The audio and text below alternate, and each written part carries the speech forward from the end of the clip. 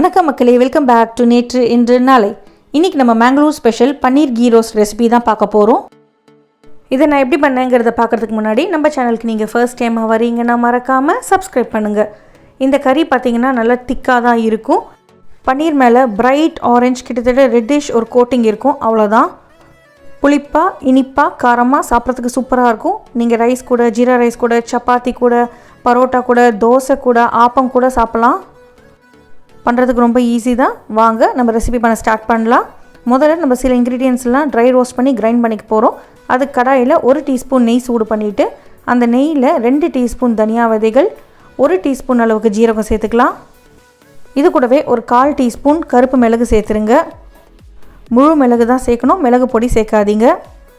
அடுத்ததாக ஒரு 1/4 டீஸ்பூன் சோம்பு சேர்த்துக்கலாம்.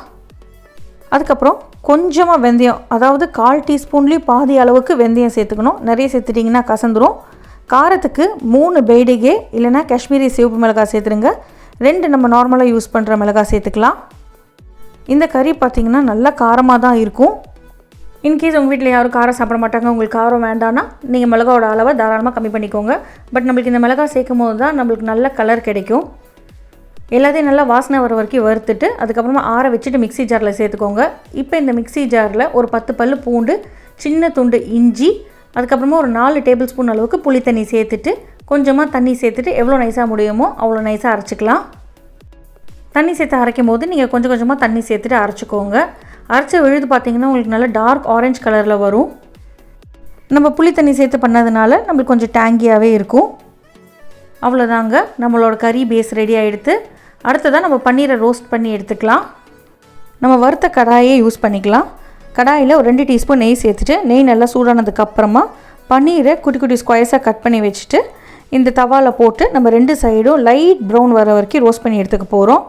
டார்க் கலர் வந்தால் உங்களுக்கு பன்னீர் ரொம்ப ஸ்டிஃப் ஆகிடும். அதனால் லைட்டாக அப்படி கலர் மாறும் போதே நீங்கள் பெரட்டி போட்டுட்டு தவாலேருந்து அதை எடுத்துருங்க. பன்னீர் பார்த்திங்கன்னா ரொம்ப பொடி பொடியாகவும் இருக்கக்கூடாது, ரொம்ப பெருசாகவும் இருக்கக்கூடாது.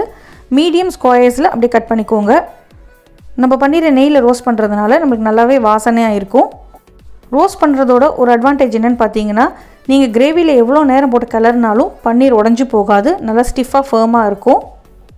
நான் இன்றைக்கி இந்த கிரேவிக்கு 200 கிராம் பன்னீர் யூஸ் பண்ணியிருக்கேன். ரோஸ்ட் பண்ண பன்னீர் எல்லாத்தையும் தனியாக ஒரு பவுலில் எடுத்து வச்சுடுங்க. அடுத்தது கிரேவி பண்ண ஆரம்பிச்சிடலாம். அதே கடாயில் 2 டீஸ்பூன் நெய் சேர்த்துக்கிறேன். நெய் சூடானதும் ஒரு வெங்காயத்தை நல்லா குட்டி குட்டியாக சாப் பண்ணிவிட்டு அந்த வெங்காயத்தை இதில் சேர்த்துட்டு நம்ம ரோஸ்ட் பண்ணிக்க போகிறோம். நெய்யில் சாட்டே பண்ணும்போது வெங்காயம் நல்லா டேஸ்டியாக இருக்கும். லைட் கோல்டனாக வரும்போது நீங்கள் அரைச்சி வச்சுருந்த அந்த கறி பேஸ்ட்டு இதில் சேர்த்துருங்க. வெங்காயம் பார்த்திங்கன்னா நான் ரொம்ப சின்ன சைஸ் வெங்காயம் தான் யூஸ் பண்ணியிருக்கேன். நம்ம வறுத்து அரைச்ச அந்த கறி பேஸ்ட்டு சேர்த்துட்டு அந்த மிக்ஸி ஜாரையுமே கொஞ்சமாக தண்ணி ஊற்றி வாஷ் பண்ணிவிட்டு அதையுமே சேர்த்துருங்க. ஒரு 1/2 கப் அளவுக்கு நீங்கள் தண்ணி சேர்த்திங்கன்னா கரெக்டாக இருக்கும். இப்போ இது நல்லா கொதித்து திக்கானோம். இந்த கிரேவியோட பச்சை வாசனையும் கொதிக்கும் போது போயிடும். நல்லா கொதிச்சு திக்காயிட்டு வரும்போது தேவையான அளவுக்கு உப்பு சேர்த்துக்கலாம்.